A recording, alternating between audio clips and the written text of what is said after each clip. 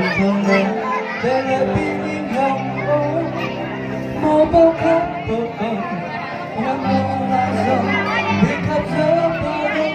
mình đôi trên dòng ngân hoa tim anh xin lỗi vì đã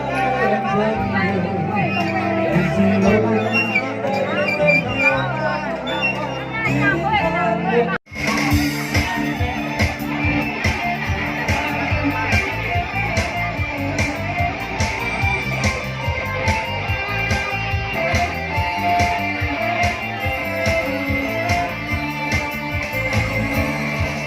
Tận sâu trong đôi mắt này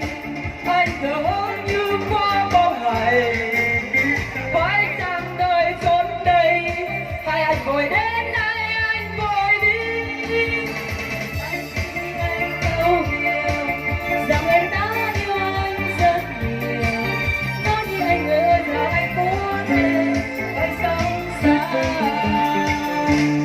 anh chỉ đến bên em lúc buồn những ngày vui em chờ đợi nhau anh chỉ đến bên anh lúc say